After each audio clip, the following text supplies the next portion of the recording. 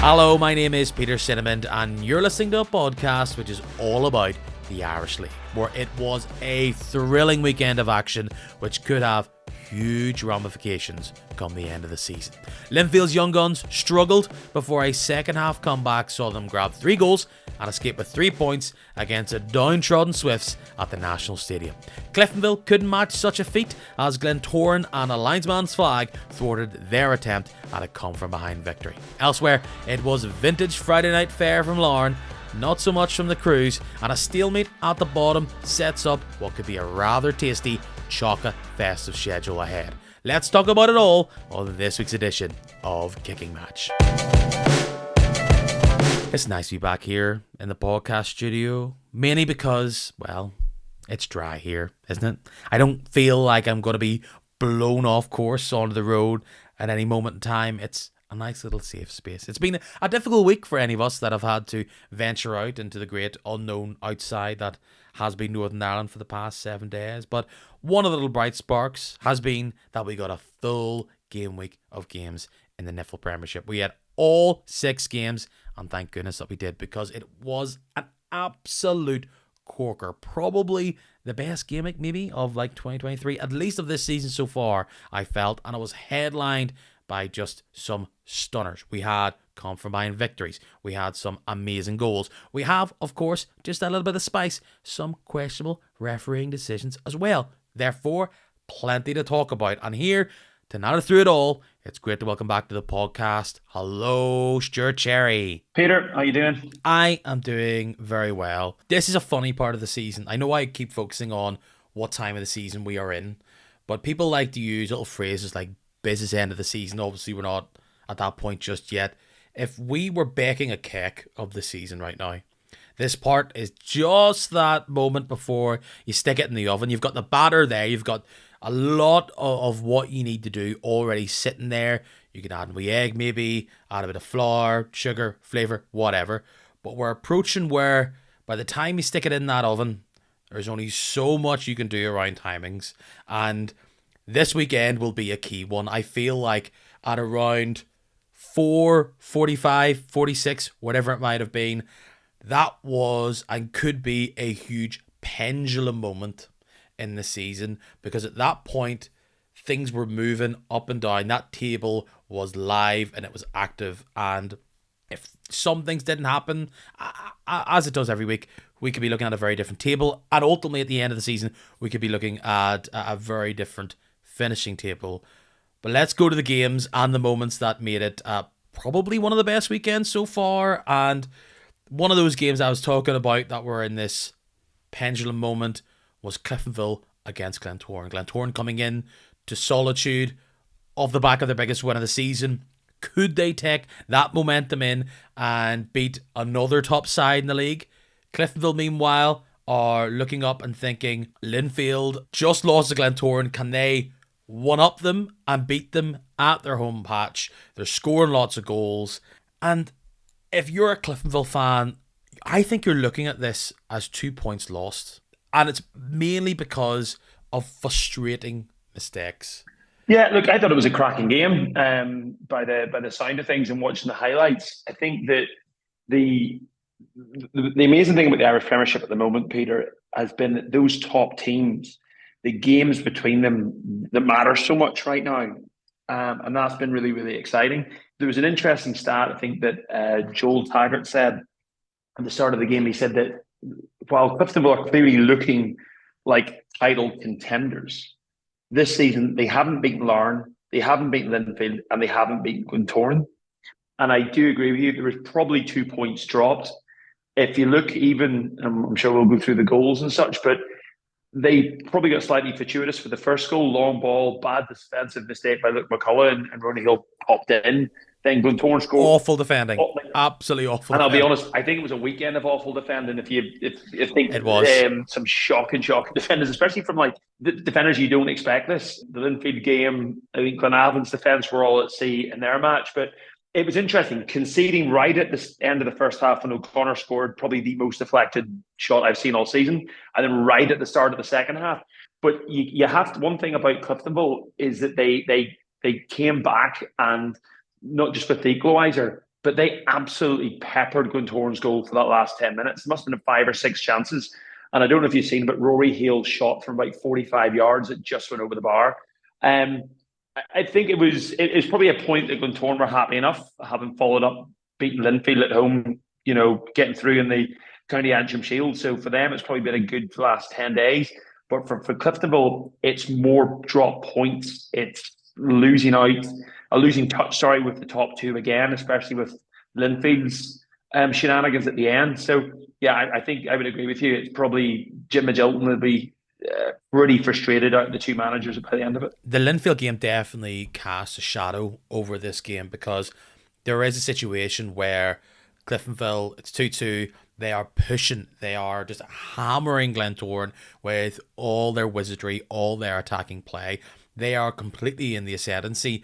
Meanwhile, Linfield were 3-1 down. They've got it to 3-2. And even if they were able to get it to 3-3 late on in the game, that's still not particularly great. And I don't know if it was exactly as Rory Hale's goal is blown off for offside that Linfield get that fourth and final goal to secure all the points. There just is that scenario where the Reds win out 3-2, and do Linfield even get a draw against Dungannon at home? A draw may as well be goal difference. It doesn't feel like even 1 point earned. It feels like 3+ the way that result goes and the way the swing goes. And David Healy mentioned the flip between these two games in his post-match that he felt as though there was something about the Linfield heritage that rang true in this. Like, this is what Linfield do, and if they are to win a title, they are going to win games via last-minute goals. And it felt like me, as the goals were going in, that this was a test, because they're going in 3-1, Linfield are, against a Dungannon side who have been on a better patch at Windsor of all places. They're 3-1 up through a calamity of mistakes, from OGs to penalties to just simply not defending. And it's still a long 45 minutes at the National Stadium that Dungannon had to hold out for. But to get something from that game, all they had to do was to make sure that they don't concede 3. And a bit like Glentoran did against Cliftonville, Linfield score early on in the half, but Dungannon were resolute. They stood up, they took on the pressure. There was some last minute defending. There was plenty of just throw anything and everything to try and stop that ball going in. But if we are sitting here at the end of the season, and if it's by 2 points or 3 points or even by 10, for Linfield, after losing in such a dramatic fashion, in such a poor way from a performance point of view against Glentoran last week, to then potentially get nothing out of this game, it could have went where heads are down, beliefs gone, and it feels like it's completely flipped, where Linfield feel more confident and dangerous than ever. Well, I think after the heroics in the League Cup, they are going to the Linfield changing room on Saturday evening must have been absolutely buzzing. Like, it must, because that could have been a blip. Cup football against Larne, extra time, they get a goal from a teenager, the win out in penalties. That hoodoo was slightly diminished. But when you're going down against Dungannon, all that was washed away. But they came back and they built it up again. Well, the funny thing was, Linfield have conceded 4, 2, and 3 goals in the last 3 matches, which that doesn't sound very much like Linfield. So David Healy can talk about the heritage. I mean, Linfield's heritage is normally built on a strong backline. I don't think Chris Johns has had a particularly great 10 days. I thought he was at fault for the penalty. I actually thought he was at fault for the back path, and he conceded, for Dungannon second from a corner. He didn't seem to be anywhere. So he hasn't had a great week despite some penalty heroics. The reason I refer Peter to the game against Larne, young Graham came off the bench and scored a cracking equaliser right at the depth of extra time and scored a penalty. But both him and I think Aidan Doherty, like 2 young teenagers, you saw the numbers in their back, 64, maybe 66. These young fellas were coming on and they made the difference for Linfield later on. Yes, Joel Cooper got the equaliser. Yes, Kirk Miller got the winner. But the contribution of those young players was absolutely vital And fair play to David Healy. He had more experienced players on the bench he could have brought on, but he brought on two young lads that he has got total faith in. And it's a bit indicative of just the sort of unbelievable assembly line of talent that Linfield's Academy are producing, which I'm sure we can get into later. But yeah, it's a very, very, very big moment. The funny thing is, at half time when it was 3-1, and then it went to 3-2, then it went, I felt it was inevitable that Linfield were going to get something from that game. And it was just a matter of when, not if. According to Marshall Gillespie, in the Irish League, Dungannon have played 28 games at Windsor Park. They've drawn 5. They've lost 23. They've never won a league game at Windsor. They haven't beaten Linfield in 10 years in any competition. They're never going to get a better chance. You mentioned those players, and I totally agree with you. I thought Doherty stood out. You see him on the ball, and you're instantly going, who is this number 60? And that's... Who is this lad? Yeah, like you see him confidently on the ball, nip and tuck passes, and here's another side point that could have been brought up if this game doesn't go well. David Healy wants a reaction from that Glentoran game. He puts youth, he puts some young players who've been warming the bench. He had been giving them their chance. He gave them another go on Saturday. Many people thinking it's against Dungannon. They have had a nice little moment recently, but we really should be able to take care of them. And for the opening maybe 20 minutes, it looked as though, despite a little blip, they were going to do just that. But when you're 3-1 down at half time, I imagine David was thinking, people are going to blame me for this because all those players, like Mulgrew, were on the bench.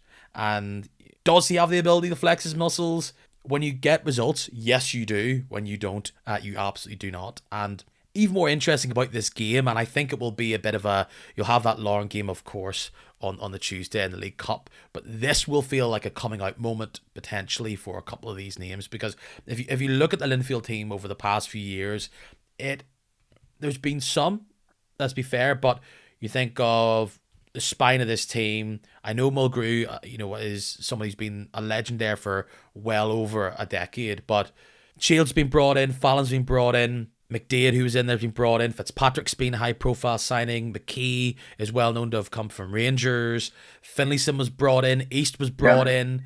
East has done very well. He has. And Linfield have always got players the same as way that we've seen with McBrien, right? That would have been a bog standard, like that's what Linfield do every season. Look around some of the teams and go, we'll have you, and you'll be champions next year. We've seen it before, but we haven't seen as many. I'm trying to remember my history here, but players who come up, the Garretts, the Galts, and maybe this is a generation that are coming through the academy. And I know there is some incredible talent that are being picked at a young age that don't even get the chance to be a 15-year-old wonder or a 16-year-old wonder in these big games. But for Doherty and Graham and a few others there, when Linfield had that awful moment against Glentoran, to come up and say, we've got a squad who have been top of this table pretty much from day one of this season, and you thought we were going to start to wane. Look at the depth of our squad and look at the next generation who are already potentially looking like they're going to be straight out of there as quick as they could possibly be. Well, so to say David Healy got out of jail here, I think there's a bit of that's true. I'm sure a lot of people will be saying another way which Linfield might get a little bit of rub of the green here is through the red card for James Knowles, who dives in. Is it from behind on a net?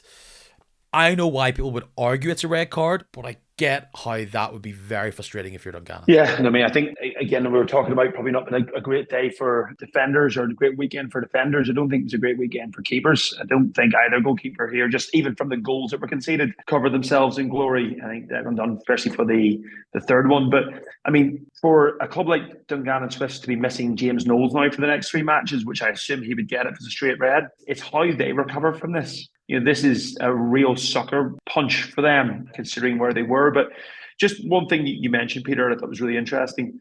These young players coming through. Andy Waterworth was on the commentary for the Big Two match on BBC, and I think after about 60 minutes, Doherty came off the bench to replace Mulgrew, and he actually made a point saying, this is a really interesting substitution, great for the young lad to get some minutes. You fast forward 8 days, and Doherty is involved in the equaliser. He's involved with Graham in the winner. So even getting on the pitch for 30 minutes, and what a week he has had.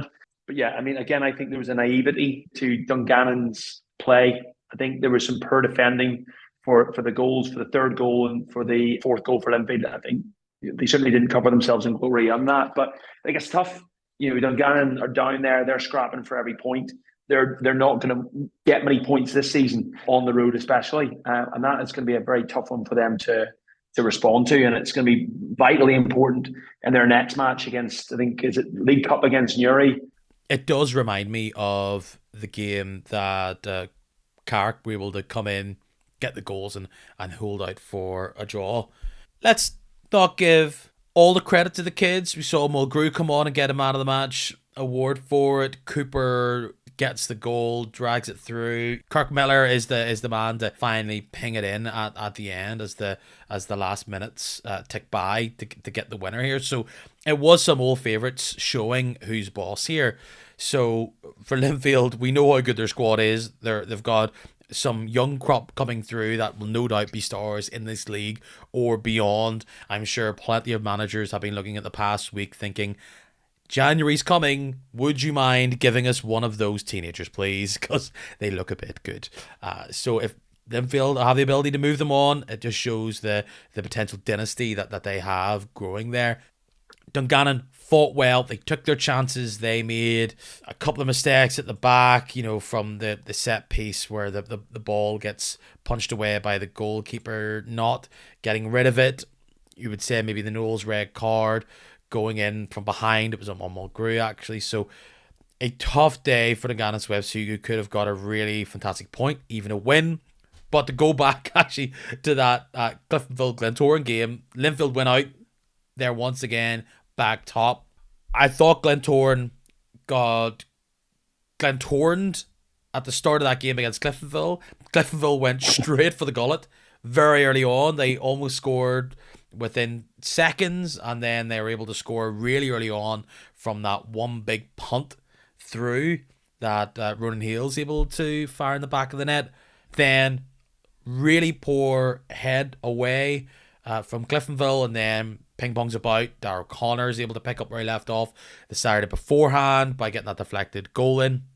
Then it's Fisher, who it's pretty much a route one ball. He's able to get his head on it. It's 2-1 Glentoran. Was that going on goal? Was that a header on goal, or was that a header across the box? I couldn't work out that from Fisher. It was one of those things where stick it in the danger area. I think what it is. It will have to go somewhere when you're running on like that. So, it's a complete turnaround, and Glentoran have the power.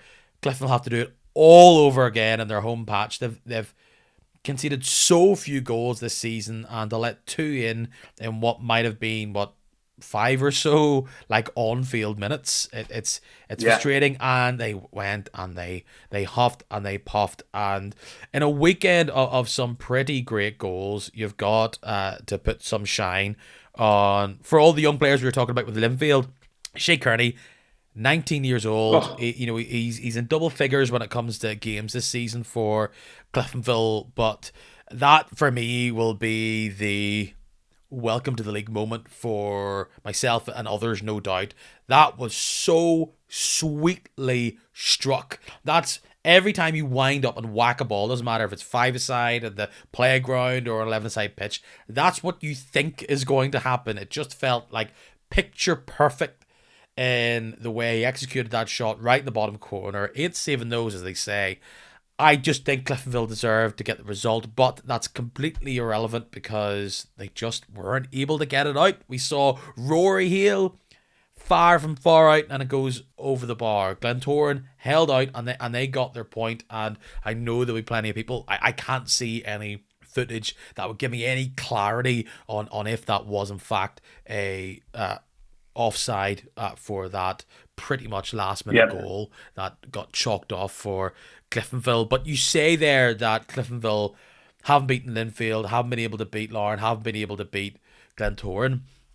The thing about it is that they've somewhat passed the eye test in those games. They haven't shined away from the occasion.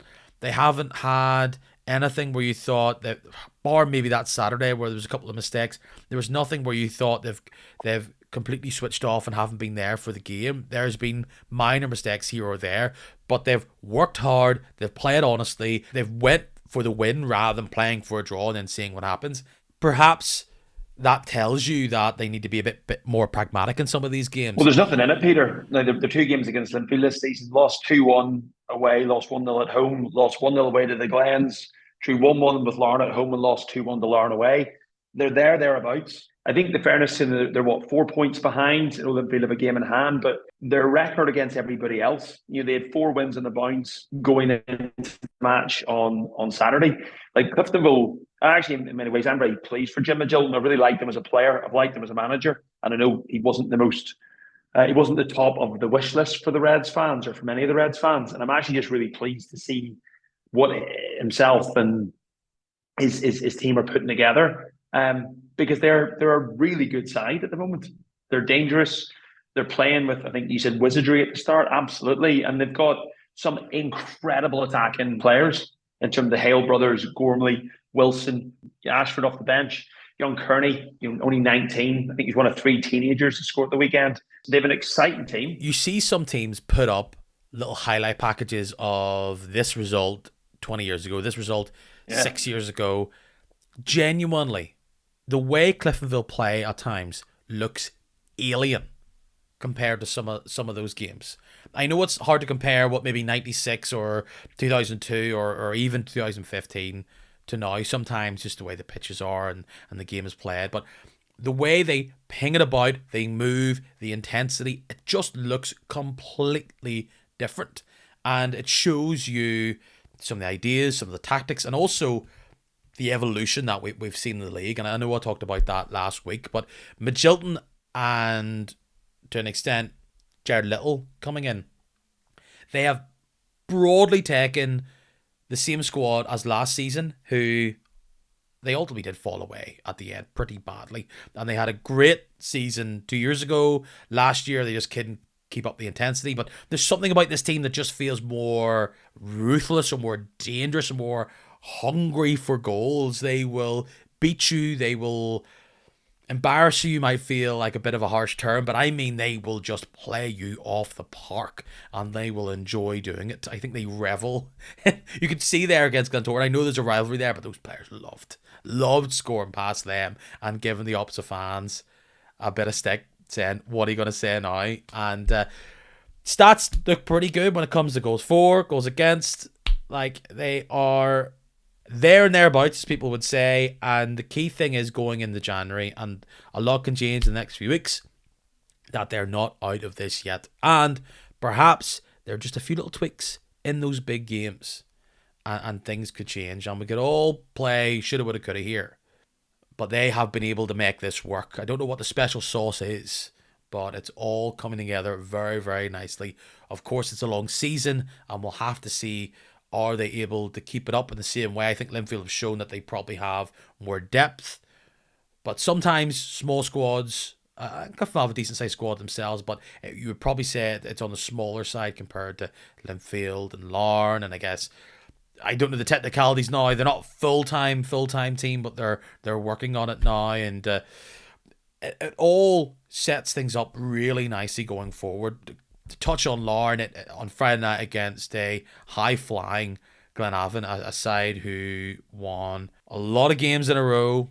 They go to Inver Park, and it just looked like old school Larne, if you can start getting into that period now. I know we're not far away from last season and before, but this game just looked like any other Friday night game that we've seen before over the past 2 seasons. They beat you from out wide, they beat you from pace, they beat you with set pieces. It was a bit of a greatest hits performance from Larne, and Glenavon were very much playing backup singer in a majority of those goals. Yeah, it was actually really interesting to see Larne, that sort of, as you say, classic Friday night swagger that Larne had, and they dispatched a team who had been undefeated in what 9, 10 matches. Going into that, Glenavon under McDonald coming into it, he's done a phenomenal job. Two big results against Coleraine, last gasp equaliser in the league at home, and then beating Coleraine in the League Cup during the week, which I think was a bit of a shock for everybody. So it's incredible. We've got a Middlesbrough rivals in the League Cup semis, which is phenomenal. But yeah, I thought Lauren were just incredibly ruthless. Again, bit of a dodgy keeping display, I thought, for the first one, that goal that came in from the corner, beaten in the front post. But look, yeah, I mean, Lauren at times do look irresistible when they're at home. Again, for them to respond, having lost to Linfield in the cup, like Lauren want to win trophies. That is a big thing that they want to do. They take the County Antrim Shield more seriously than most. Winning the League Cup, they would have been absolutely gunning for it. But I don't know. Like Lee Bonus's his first goal the other night, I thought was absolutely class. That dink over the head of the defender, keeper came out and just lifted over him, was just class.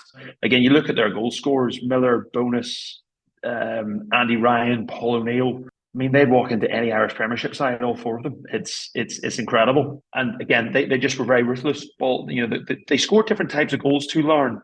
But I think with the Glenavon defence, they'll be disappointed from a corner, from a long ball crossed into the box. They were caught out each time. It's an interesting comparison to compare Larne and Cliftonville. I know people say styles make fights, but they're just built so differently. And I know that comes slightly from formation, but Larne will play physical with you. They'll give you one-on-one battles when it comes to pace up top, and will play a defensive line that likes to be in control of the ball. I know Cliftonville like to be in control of the ball, and it's just interesting more than ever to see these teams win in different ways and be comfortable in the way that they play. And Larne, they weren't getting things rolling. We all know how poorly they were, poor as you can be for Larne. It's the quote-unquote mini crisis that we see with these teams. But to see that performance on Friday night, and yes, Glenavon were not great defensively, and there was a couple of individual mistakes.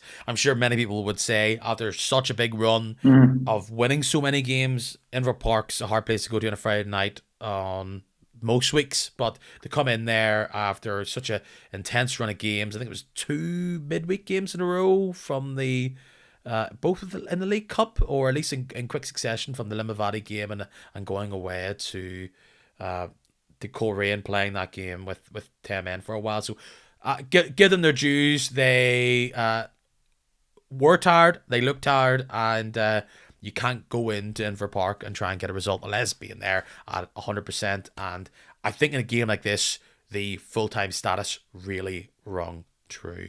To go back to the team. Do you see anything, Peter? Sorry, Peter, I was going to ask you, do you see anything, like there's a lot of comments online that, Larne are being very almost sneaky or underhand by playing home matches on a Friday night? I mean, I personally think if Larne or any other Irish League team should be able to choose when they play their home matches. Do you see anything in that? So this was definitely something last season where I felt as though it was a talking point that perhaps wasn't being discussed. I think it is now. And there's a few things. One, does it give Larne an advantage over part-time teams? Yes, it does. Is that Larne's fault? No.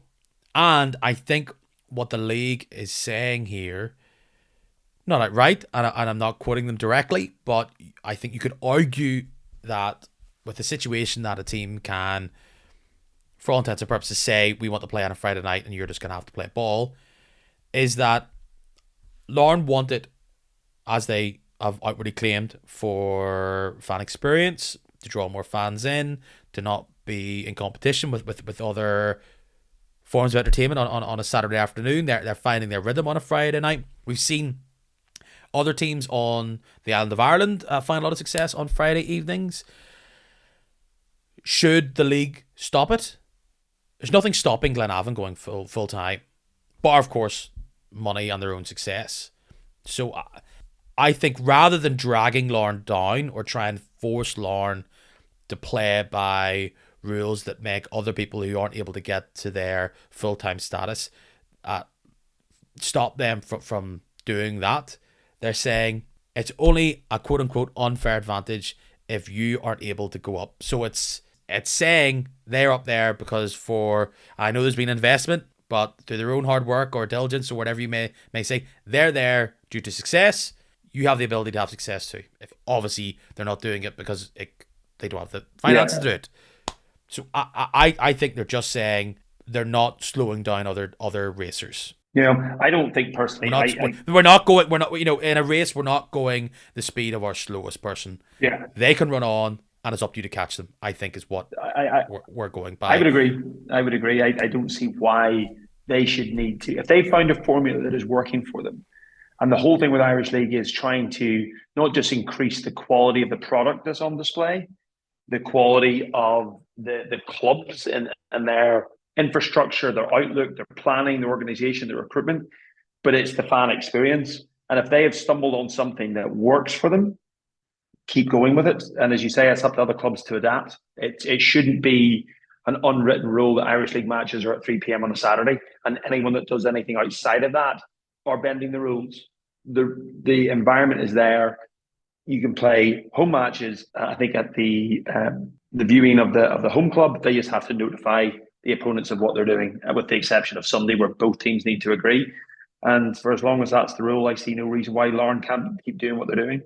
I completely understand the conflict, and I'm not saying my opinion one way or the other. I just think it's clear that the league is moving towards a model of we're not going to run by our slowest racer. You can power on, and it's up to everybody else to move forward. And people are probably screaming at this podcast saying, why are we helping these mega rich teams, they may be called? Why are we helping them get advantage over these other teams? It's inches, not miles, and it's still 90 minutes. It's still 11 players.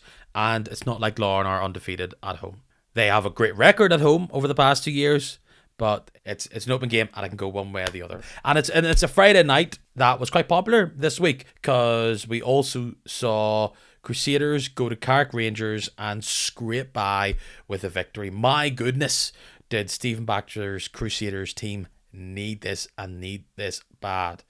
They play a bit of last season karaoke themselves with a beautiful strike from Philip Lowry. I think him not being able to recreate that goal scoring and the form from last season is a big heart of the team that they're missing, and it's probably a key difference compared to this season and last. But they withstand a Carrick Rangers team who have plenty of pep and plenty of zest, and Stewart King was delighted by how his team played, but they don't get any points. Kudos once again as all Carrick Rangers have as Crusaders get out of Dodge with 3 points, and they will be delighted to have got them. I think that man again, Philip Lowry, I think he's just unbelievable. Like, his goal just summed him up. I mean, it was just that one bit of quality in a pretty rough match to watch. I mean, it wasn't the most aesthetically pleasing game of football, but I think the goal was, it just summed up Philip Lowry over the last few years. Marshall Gillespie posted some really interesting stats about him during the week. And since turning 30, Philip Lowry has scored 52 goals. Nearly, I think, a third or nearly half of all the goals that he has scored in his career.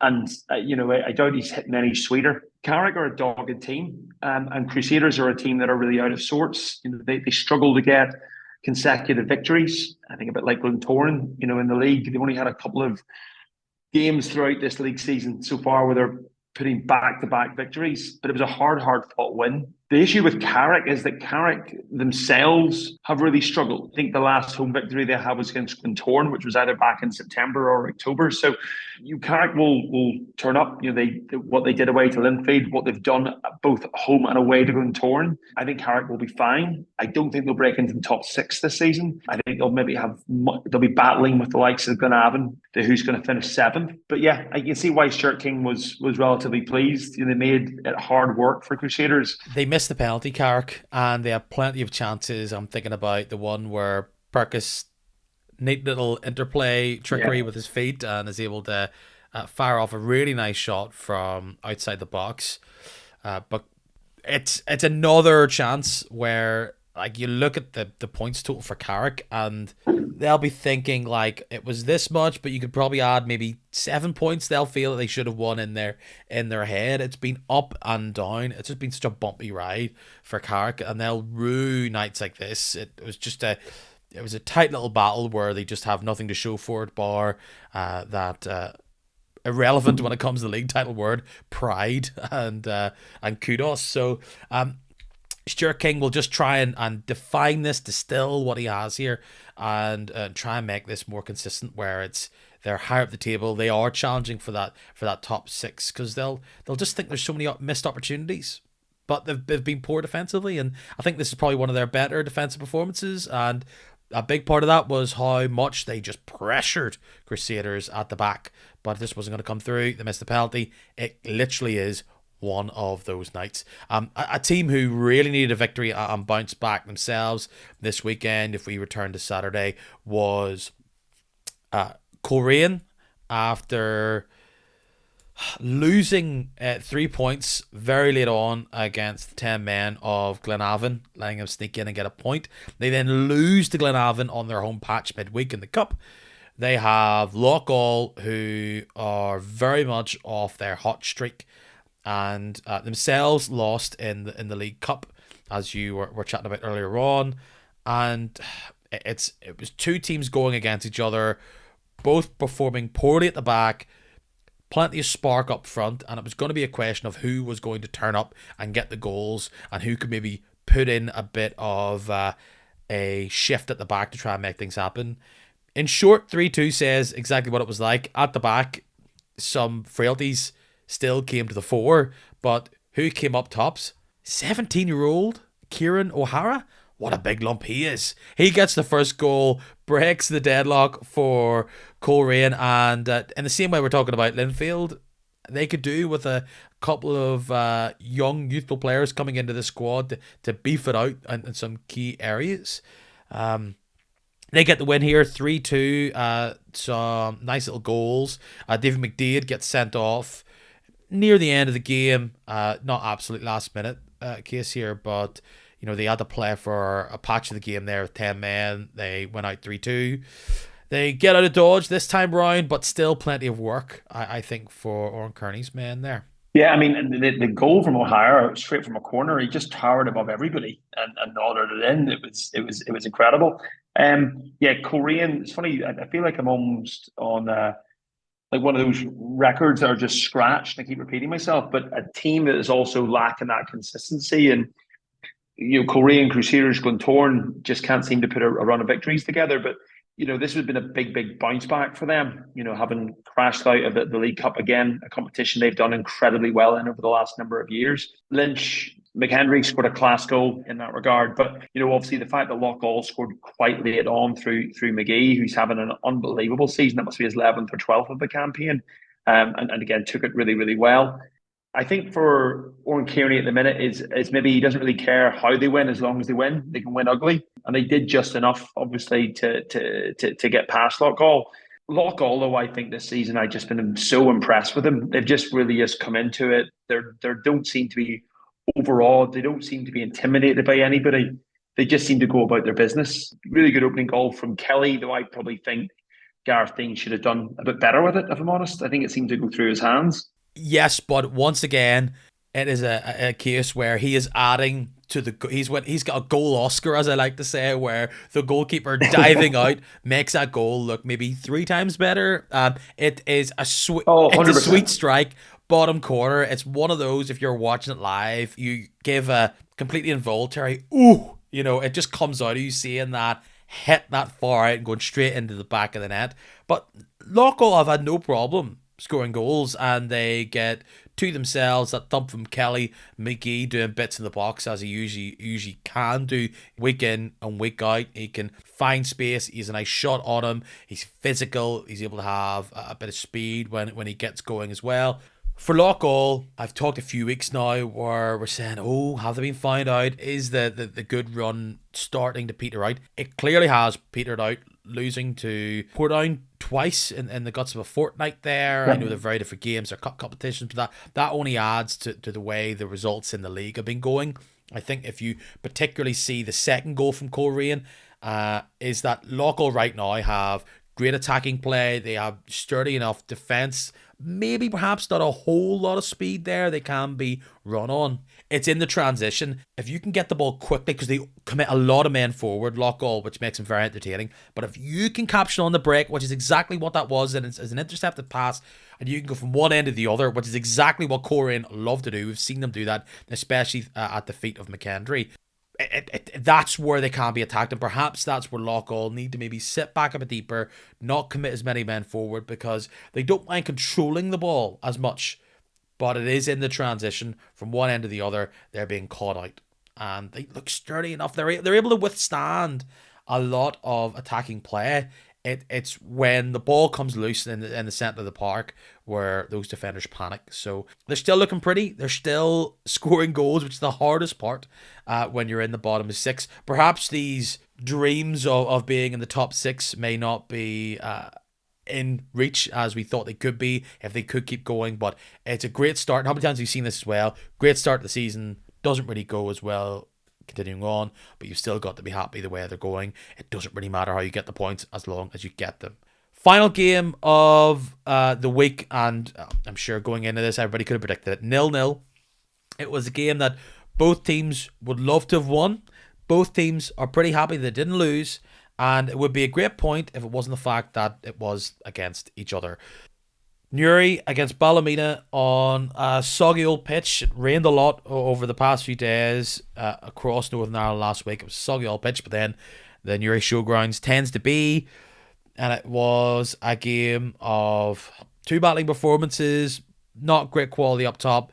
0-0, a red card for Ballymena, because of course it's Ballymena. How many red cards have we seen from them this season? And neither are able to capitalise a truce of a game if I ever saw one. Yeah, I mean, they don't call it the marshes down in Newry for nothing. It looked pretty boggy, and I suppose the big thing is it is a point. Newry following up from their great point away to Crusaders with something at home, and Ballymena United following up with again a very battling point at home to Larne with another point. I think it's the first time this season United have had back-to-back points from games. So they'll take something from that. I think the biggest problem is Ballymena United now haven't scored in 5 successive Irish Premiership matches. The story is there for them this season. They're not scoring goals. But again, Newry, they've only scored in 3 out of 10 home matches this season. So if any punters had 0-0 put money on it, I'm sure they're smiling now. But yeah, I don't think it was destined to be a good game. And conversely, you're playing against two teams who don't have that confidence in front of goal, aren't creating much in front of goal. Therefore, I don't think anyone is particularly surprised that it is 0-0. I think it does help them in terms of it closes the gap a bit to Carrick and Loughgall ahead of them. But I think on the basis of what we've seen in the opening 20 matches, Peter, I think there's a reason that Newry City and that Ballymena United are occupying positions 11 and 12.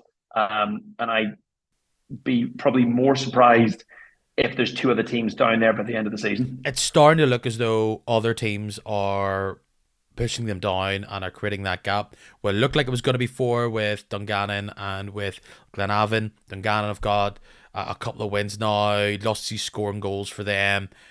Glenavon are completely took out the entire bottom 6 on their run. So in a league like this where you're constantly playing against each other, you can't take points off each other. This was a game where, like, you look at the chances. Westendorf doesn't have the composure on 2 occasions to find the back of the net, and it's tough on that pitch.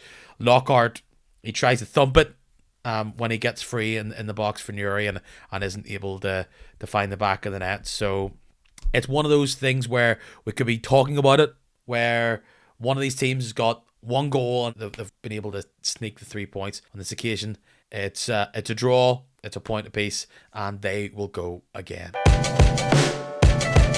Before we get into some other bits of news, nothing that I'm going to be reporting that's new or original, but we are approaching January and we're seeing some talk. Ben Wilson is the top scorer in the league. What a revelation he's been. A great transfer for Cliftonville. He is a young player getting goals. He is obviously going to attract attention, and particularly when you're on a 1-year contract, that will draw some people sniffing around. Talk that pretty much all the big boys in this league are interested. Why wouldn't you be? Maybe even Hibs. That would be very attractive as well. It's being reported by the papers. At this case, I'm sure he is a Cliftonville player. He's loyal to them. But when we get to January and you can sign pre-contracts, it'll be interesting to see what happens there. I'm sure Cliftonville would be dying to get him locked and loaded and be a part of this red revolution for Magilton. With the opposite story being the player I'm going to talk about after this, where they're signed a big long deal and someone's going to have to jump in for them. They give Ben Wilson a 1-year contract, and unfortunately, it's a bet that might not pay off. It's a real risky one. I hadn't, I follow young, Irish players quite closely, and Wilson was one that just wasn't on my radar. And so when he came back, so I think he played sparingly for under, 19s and 21s. So he wasn't like a regular there.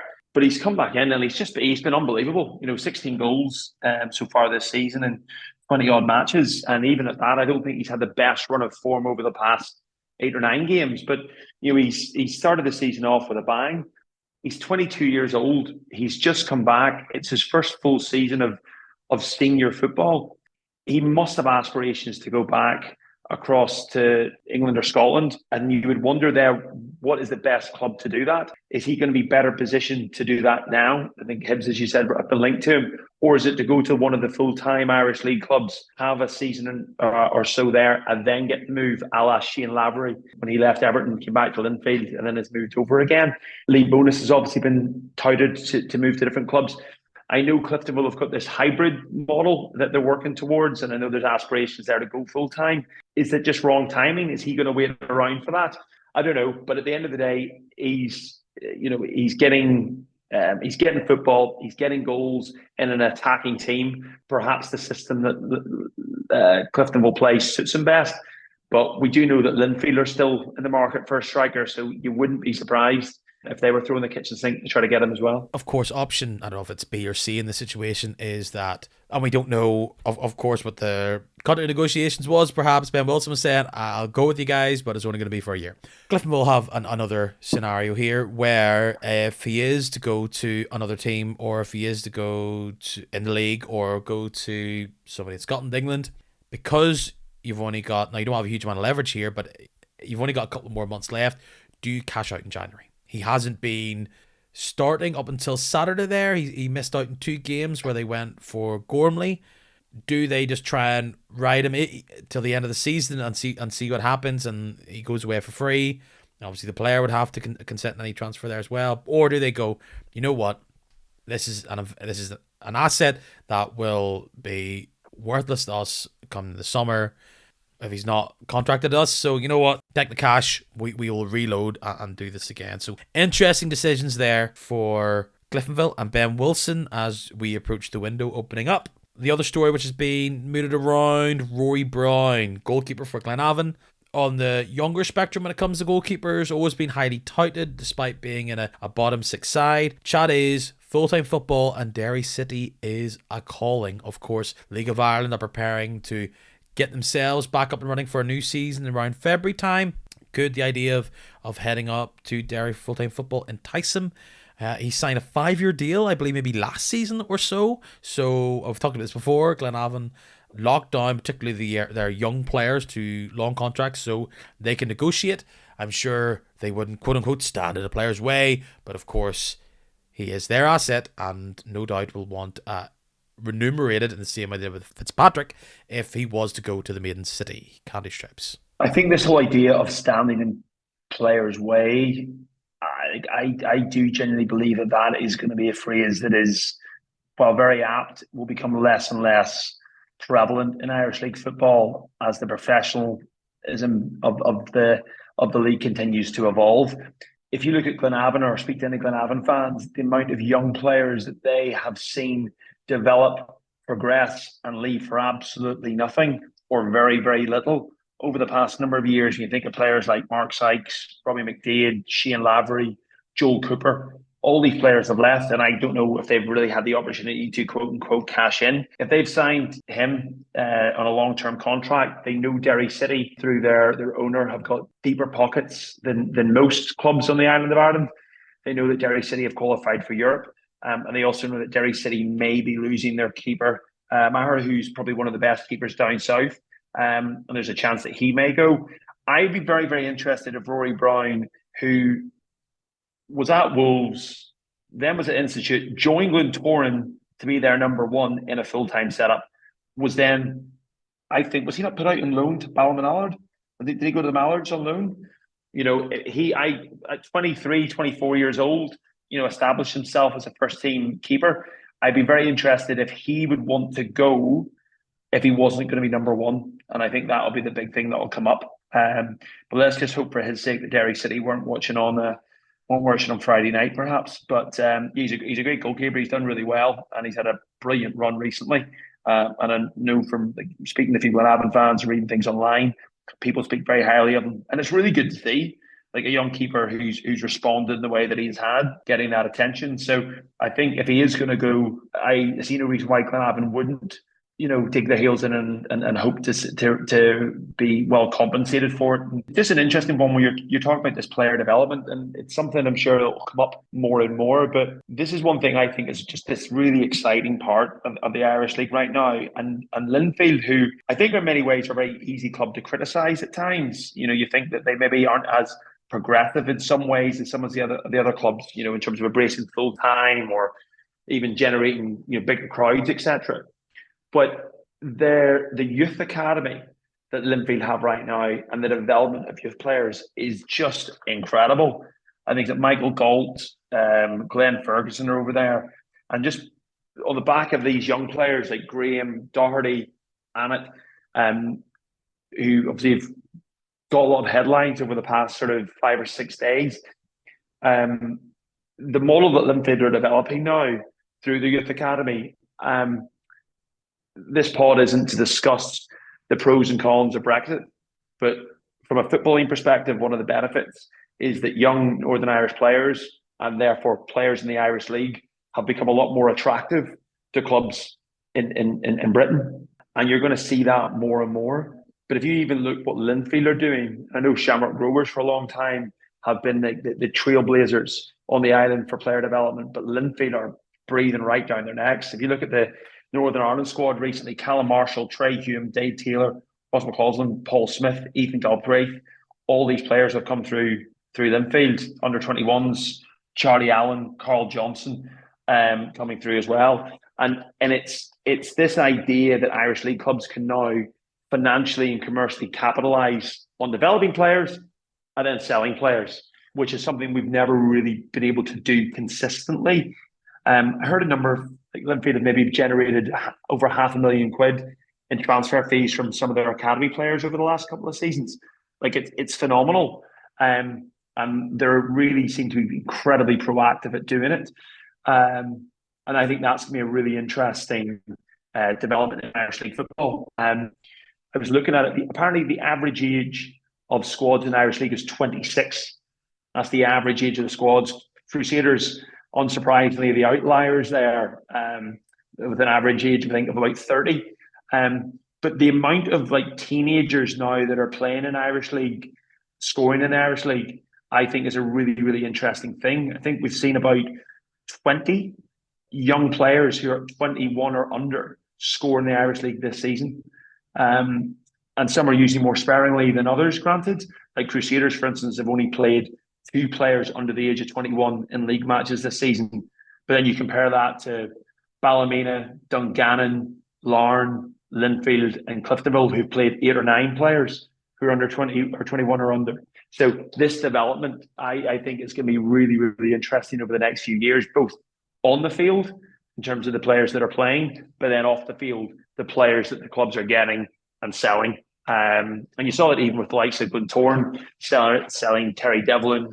Young Feeney's been linked. Sean Moore from Cliftonville last season moved across. And it's a really good to see this additional area for Irish League clubs to make some money. And the fact that our players are developing and actually going across to the clubs elsewhere and actually performing. It's really exciting to see. It's something we've talked about here, where as the league grows and progresses, and we've seen it for actually bottom 6 sides, where selling players is becoming more of a thing. It's just got to be a part of the business model. It's a very unique thing in the sport of football that you can create these assets in players and financially gain from them moving on. It's unique, and it's clearly a business model. It's how football works across the world, and you have to try and mine the talent that you have. And I don't know how much this new Super Youth League that I talked about maybe last week or week before is going to play into this, where the main four Belfast teams are creating their own invitational league to try and up the ante a bit more. But I know Larne, a big part of their MO was creating this behind the scenes academy, and I know that is almost as attractive as Linfield or any other academy might be, with how they are pinpointing talent, trying to attract them, and then the connections they're trying to make beyond their club, where this could be your gateway. That's Clubs the want thing. to sell Yeah. to the bigger teams, and then beyond, it's how they use it. It's all about asset management and how that fits on a football pitch. Well, I think this is the fine for me, Peter. It's the relationships that say Linfield right now, because they're the ones that seem to be the most prolific with it. But it's the relationships with the clubs that they're building relationships with. So I know they've sold players to Rangers in Scotland. They've obviously got West Ham United, Fleetwood Town in England in particular. West Ham and Fleetwood have done a brilliant job at their youth development, but also selling players on. And I think this is going to be really, really interesting to see how that develops moving forward.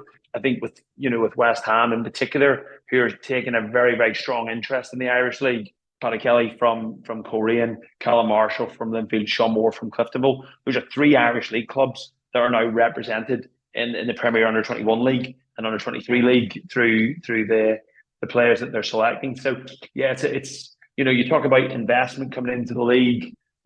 Bangor, Coleraine, Carrick, Glentoran, Larne. These are going to be areas you would imagine that if you are investing, this is probably a really good place to invest. I knew there was something I hadn't talked about. Yes, chat is that Bangor may potentially, we'll have to see, get investment from unnamed American or North American people. I got a bit of jip, which I totally understand, by tweeting out the club statement from Bangor saying some people are interested in investing in us. That's cool. Of course, they might not invest in you. What does that mean? Who they are? What does investment mean long term? How much is it? We don't know. Kind of reminds me of the Carrick Rangers stuff. So a bit of a, we'll have to wait and see. I know it seems exciting. It was peculiar, let's just say, to start announcing. Well, some people said to me it was trying to define rumors, but that if it doesn't go well, that'll be upsetting. I imagine. Oh, Conor McMenamin, that was a player who's also in the Linfield line of players. He was with them. So, look, any team getting investment, clearly people with money see this as a place to be, and like they can see potential gain for themselves, be it personally or financially, by investing money into the league. And there's plenty of great stories, and there's no point dwelling on ones that don't go so well. And we wish all money comes to the league, and it's all good and it's all fun. The only thing all goes well. Peter, the thing is for me, I think what is really good, because Bangor seemed to be a very, very progressive club, both on and off the field, is that the chairman, Graham Bailey, seems, he talks a lot of sense. And I agree with you. It's an interesting to make a comment, I suppose, maybe about speculation, an official statement on that. But again, if they want to operate a very transparent way of communicating with the club and stuff, I suppose that's their prerogative. But the thing that really interested me over the past sort of 24, 48 hours reading about it is how big Bangor is as a place. I had no idea. It's like the third biggest place I think the fourth biggest place in Northern Ireland, and like one of the 8 biggest places in the island in terms of sheer population. Like it's like 3. Listen, are you writing their spend enough time with PowerPoints? Americans, you know what they Stuart. want. Okay, it's fine to do it, and I can obviously interpret for any North American buyers that want to get involved in Irish League football. My services are available, no problem, free of charge. But I think that's a really interesting point. You look at these cities or large towns in Northern Ireland. You've got Larne, Coleraine, Carrick, Newry, Ballymena, all kind of similar populations. And then you have Bangor, 2.5 times the size of it. one club town or city now as it is. So you think it's a bit of there's huge potential there if a club or investors want to get behind a club. And it seems that they're doing a really good job at the moment without that outside investment. I think it could be quite exciting, provided it is done in the right way, that the club's long-term future isn't in jeopardy, that the stadium wouldn't pass over hands and jeopardise that from an asset perspective. But I don't know. It's really interesting now that the Irish League is generating this attention. And if it's done in the right way, long may it continue. It's been a busy show already. I have nothing to add because I didn't see the pitch, but I saw a couple of teams, well, Dungannon, training on it. There was a bit of aggro from fans online when the game between Dungannon and Newry City was called off on a 3G pitch due to it being deemed to be unplayable. Dungannon didn't particularly agree with this assessment as they trained on it, videoed it, and said it was fine. Newry were obviously disappointed as they had to travel up themselves and felt as though it was called off quite close to the game. There was an accident on the motorway going down there, which delayed the referee getting there, and it's just a unique situation where we have these 3G pitches. And I know Dungannon's has previously had an issue with it being frozen. I know it's an artificial surface, but just I think it might be the stand which casts a shadow, no sun. I'm sure it can be warmed up. I don't know. Flame throwers, I obviously wouldn't be recommended in that scenario. But it's just Park, I believe. Yes, I've got nothing more to say than this is a very Irish League story and a very strangely Irish League season. Yeah, I mean, I think there's a couple now in the League Cup, isn't there? Glenavon had to travel up to Limavady for it to be called off. And it was interesting too with the Dungannon Newry. I thought it was called off because the referee was running late. And it was more the case of that the pitch, while playable at the moment, wouldn't have been playable by the end of potentially 90 minutes. So a bit of a sort of minority report almost way of doing things. But yeah, I mean, I think in the Cup, it's going to be a really interesting game for both. Newry, obviously not in great form at the moment, but I've been able to navigate their way here in the Cup, as have Dungannon. There's not much between sides. I personally just think Dungannon are a better team. I think they score more. Lusty's in great form. I think when the dust settles, they will hopefully take a lot of the positives from the game against Linfield.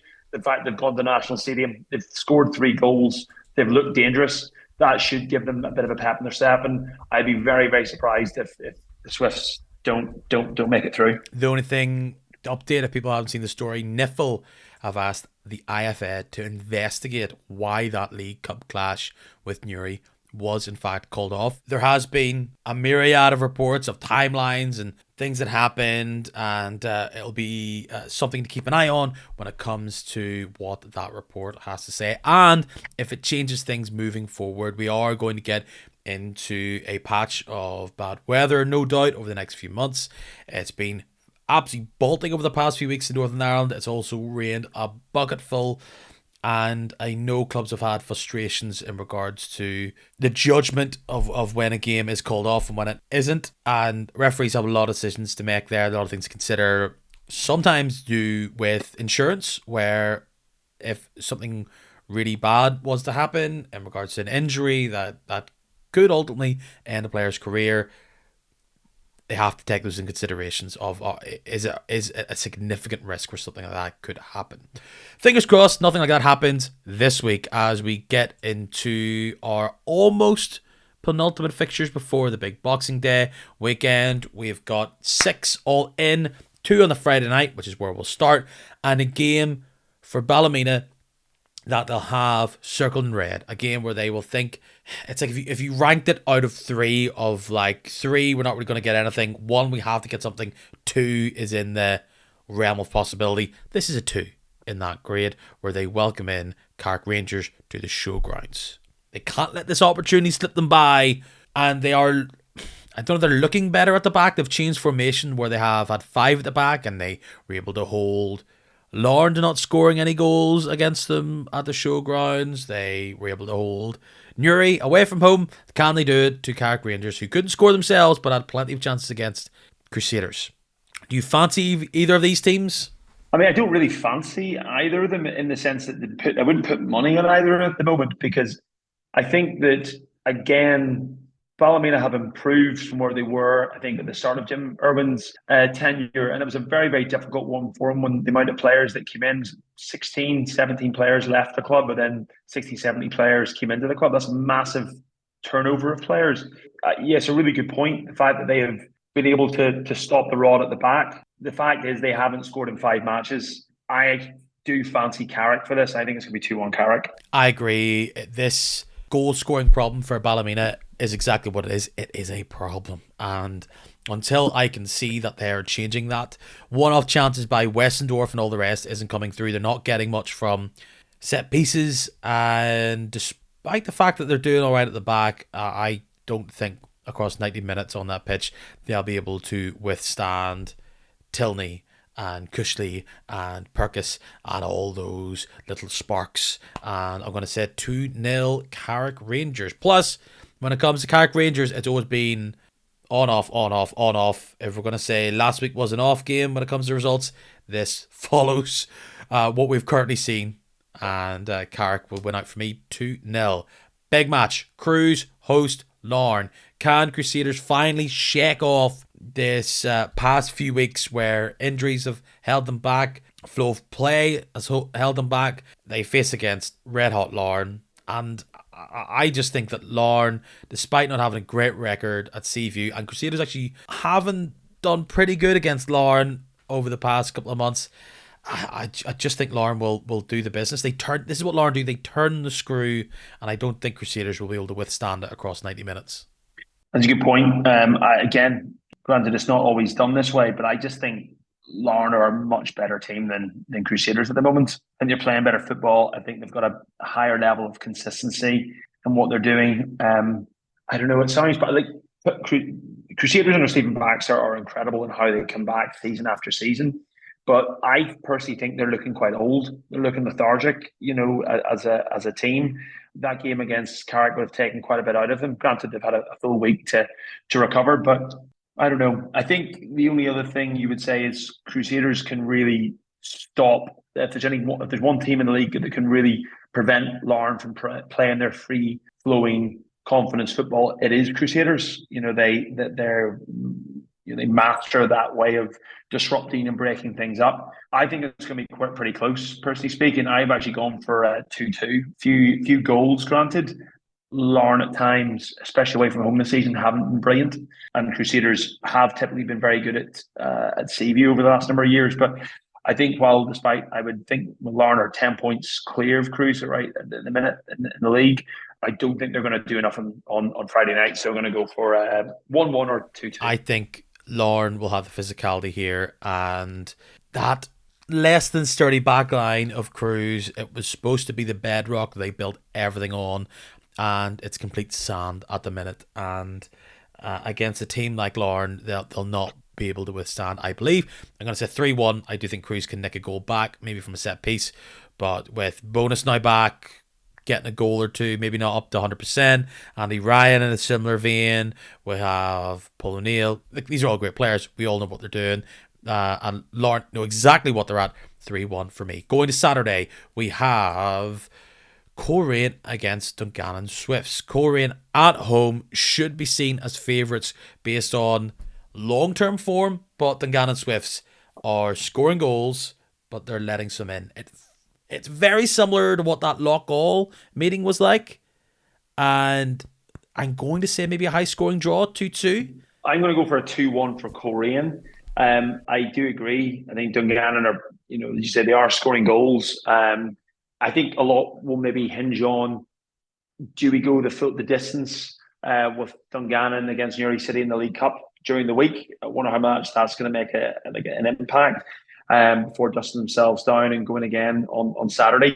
I think Coleraine will take a lot of confidence from the win against Loughgall. I think they need to follow up that win against Loughgall with the 3 points here. And I think they'll have enough to do it. So, yeah, 2-1.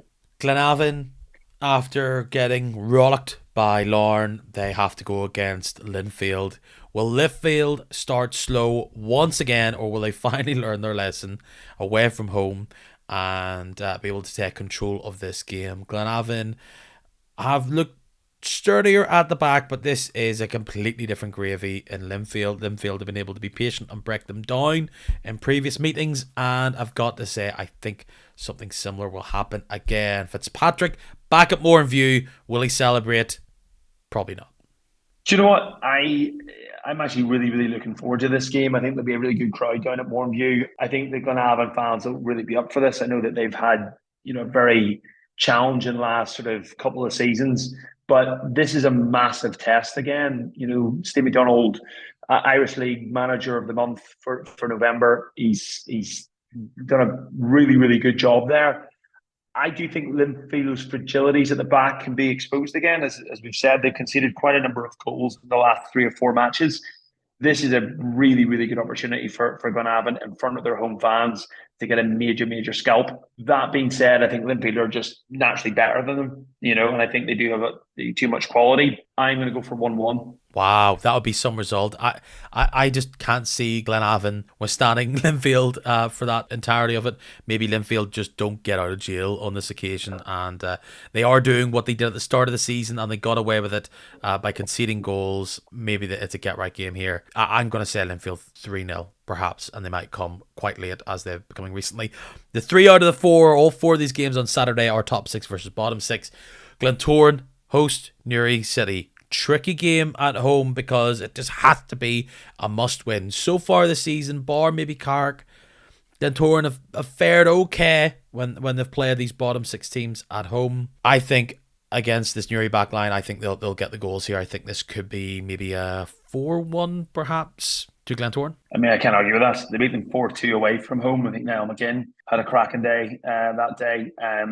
I think Glentoran have, in their last number of home matches, they beat Ballymena 5-0, they beat Linfield 4-0, and I think that their confidence is high. They've got some interesting matches leading up to the big game against Linfield.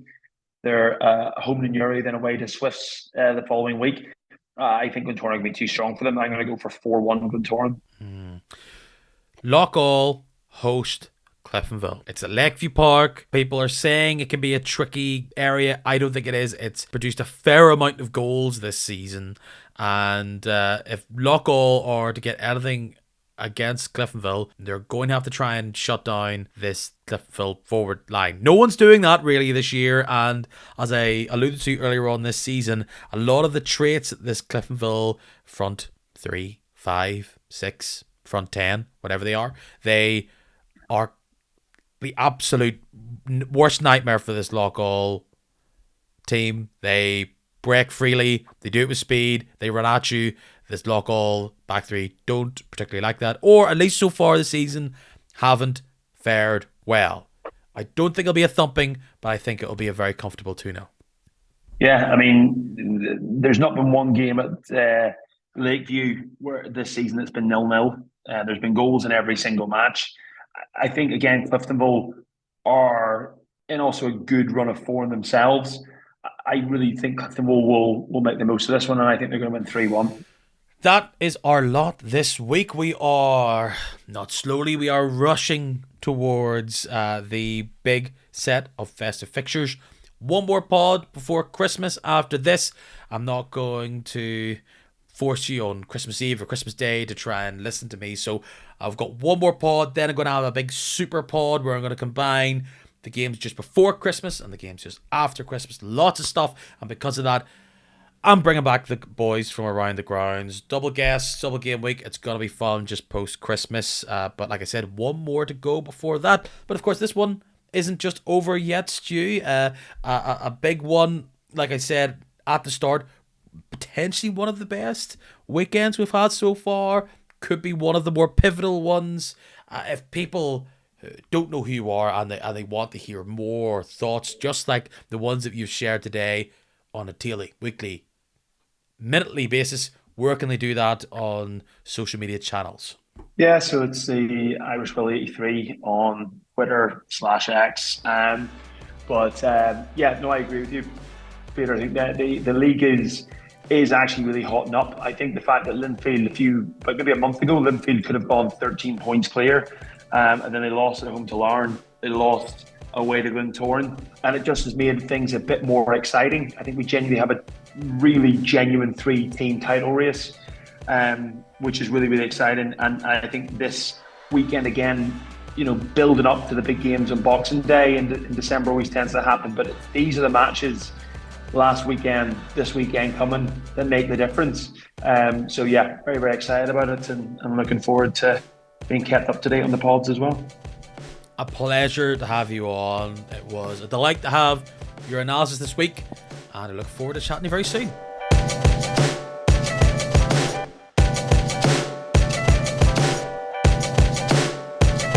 Another pod over, and wow, we are deep into staff party, office party season. Sadly, I can't get all of my guests together in one go. I can barely get them on Zoom sometimes, but I can't get them all together. Have we pint for a bit of, I don't know, kicking match, Irish League debauchery? But if you happen to be having yours now, it's nice, isn't it? It's kind of nice to have it close where you're at the same time dreading it because you've got so much other stuff to do, but also you're like, I'm living for it. I just want to have a wee bev and a nice big turkey and ham dinner and enjoy it. Should be good. And perhaps you're actually listening to this podcast right now while you're getting ready for it. And if you have a little smart speaker, you could make it hands-free while you put on some nice little shirt. You just ask your smart speaker to please play Kicking Match, an Irish League podcast. Gotta say the full thing. And maybe then you're on the bus and you're like, I want to hear some Irish League bant or chatter. You know you can do that via us. It's at Kicking Match on Instagram, Facebook, and Twitter. That's where you're going to find all the crack. And of course, if you want to give me a gift, because I know you do this festive season, you can subscribe to this podcast on Spotify or Apple Podcasts. Just hit the wee button. It's nice. It's good for you as well, because it lets you know when there's an episode out. But also, it's nice for me. And I don't know, if you want to send me an email, you can also do that via kickingmatch@gmail.com. All right, enjoy yourself. Stay safe. See you next week. Cheers. Bye-bye.